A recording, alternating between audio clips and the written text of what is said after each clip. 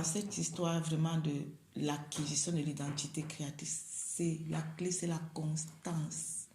C'est la constance dans la pensée. Parce que quand tu écoutes une fois, deux fois, trois fois, tu es souvent sous influence. Donc, dès que tu sors de l'influence, tu es dans l'univers, tu es plutôt maintenant absorbé par l'environnement universel. Et ça, et comme tu n'es pas encore de stabilité, c'est ça qui te conditionne. C'est pour ça que quand tu mets long, sans plus être dans la constance, c'est l'autre, tu es absorbé ailleurs. Parce que l'environnement est très oppressif et l'environnement est très absorbant. Il faut avoir une stabilité. Et je te dis, on est en train d'aller vers des périodes plus compliquées que ce qu'on a maintenant. Parce que les vibrations universelles augmentent, les vibrations cosmiques augmentent. Il y a maintenant comme une pression. Ce n'est que ceux qui vont vraiment avoir la force de canaliser ça qui vont survivre. Si tu regardes très bien comment les gens sont recyclés, les gens meurent beaucoup. Yeah. Est-ce que tu vois ça? Tu constates ça? Mais les jeunes personnes, 40 ans, avant on vieillissait.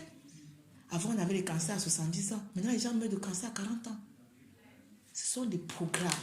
Mais si l'identité que tu as ne reflète pas un taux de vibration supérieur, une fréquence supérieure à celle de l'univers, tu es foutu. C'est ça, c'est pour ça que c'est bien de courir travailler, mais c'est bien aussi de savoir où est vraiment mon héritage. L'héritage, notre héritage, c'est plutôt dans l'identité créatrice. C'est l'héritage qu'on a, ma soeur. Tout ce qu'on fait là, je t'assure, c'est vanité. C'est vanité. Quand tu vois comment les gens sont recyclés comme des poules, tu dis, mais quand l'univers s'alimente de lui-même, il les recycle comme ça, tu comprends que tout est vanité. Ce n'est que l'identité créatrice qu'on a, qu'on doit acquérir, et ce n'est que ça qu'on pourra posséder. Le reste là, moi j'essaie de canaliser avec la compréhension, sachant que mon héritage est ailleurs. L'univers, lui, c'est un être vivant. C'est un être vivant qui est dans son rôle oppressé, vampirisé. Et il réussit tant qu'on est ignorant de ce qui nous sommes et ignorant de qui il est. On est à sa merci.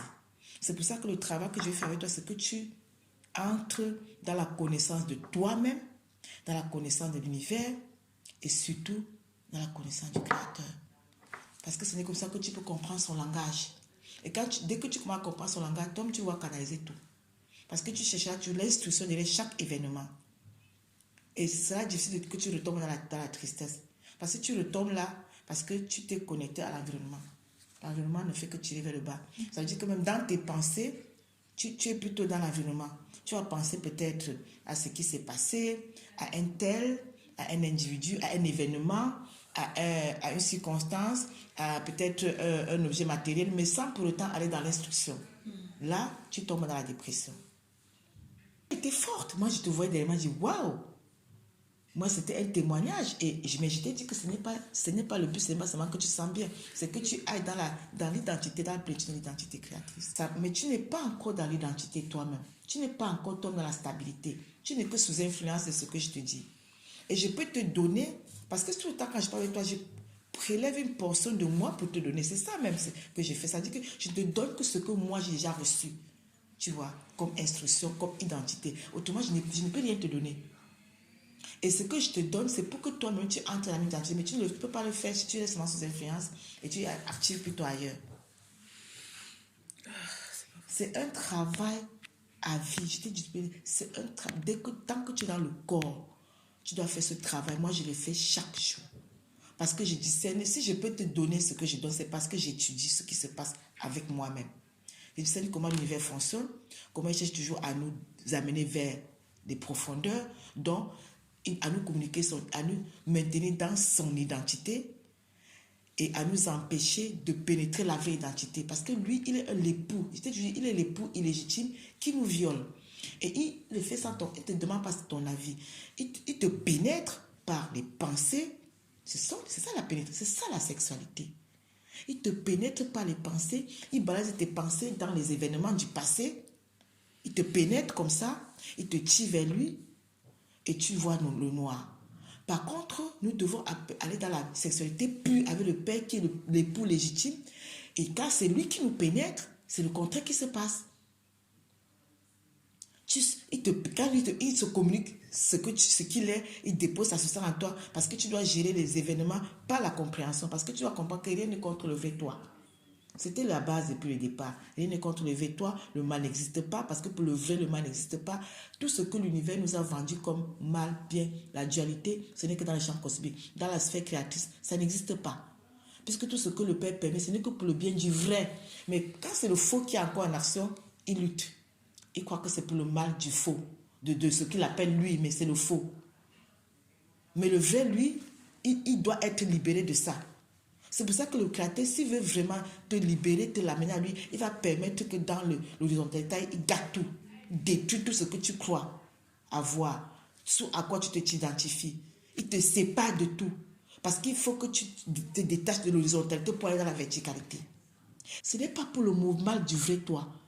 Je te communique ce que j'apprends et que je reçois du Père à travers les événements de mon quotidien. Si tu ne veux pas sortir de ce que les gens vont penser de toi, même dans ce cadre familial, j'y entre parce que la famille biologique, dans le champ cosmique, c'est un mythe. Ça n'existe pas. C'est faux. Et si tu continues à croire que c'est vrai, c'est que c'est toi qui te tue. Mais tu sais, toi tu sais au fond que ça n'existe pas. Autrement, tu ne serais pas là où tu es. C'était une famille, avant que tu sois là où tu es, qui t'a plongé là, dans cette trou. Ce n'est pas la famille, ce que tu appelles famille.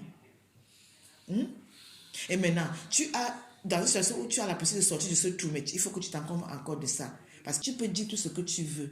Si tu ne finances pas, à la longue, ils ne vont plus t'écouter. Est-ce que je mens? Ils vont écouter celui qui donne, même si c'est ta petite soeur. Ce n'est pas un phénomène local, seulement comment on dit ça, limité à une famille. C'est un phénomène général. J'ai observé ça.